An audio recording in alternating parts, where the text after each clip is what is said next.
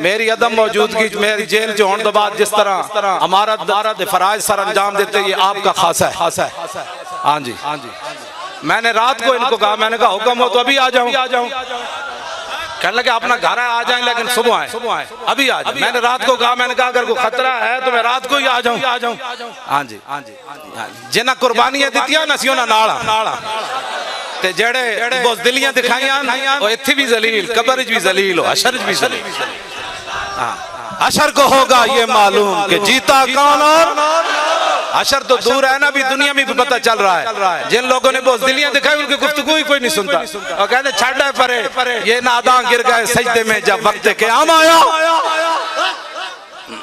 कोई नहीं सुनता, हकीकत है इनकी कोई नहीं सुनता। तशरीफ रखें।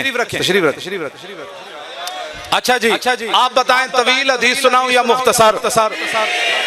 फिर बैठे, फिर पूरी तवज्जो करें, फिर अपने तसव्वुर में लाएं हमारे आका और मौला का चेहरा अनवर कैसे था, रसूलुल्लाह की मुबारक आंखें कैसी थी, हुजूर की मुबारक पलकें कैसी थी, हुजूर के मुबारक अबरू कैसे थे, रसूलुल्लाह के मुबारक बाल कैसे थे, हुजूर के मुबारक दंदान कैसे थे, हुजूर के मुबारक लबहाए मुबारक कैसे थे, मेरे आका और मौला के बाजू मुबारक कैसे थे, रसूलुल्लाह की हथेलियां कैसे थी, हुजूर की कलाइयां कैसे थी, रसूलुल्लाह के पाँव मुबारक कैसे थे, रसूलुल्लाह के पाँव के नीचे वाला ऐसा कैसे था, ऊपर वाला ऐसा कैसे था। जब रसूलुल्लाह चलते तो जमीन सिमट कर आती, आगे आती, हुजूर यहाँ पाँव रखे, हुजूर यहाँ पाँव रखे। इमाम हसन क्या फरमाते हैं, मेरे नाना जान का हुलिया मुबारक कैसा था, सुना दो।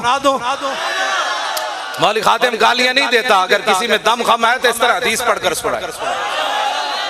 क्यों जी, पीड़ा और फकियां और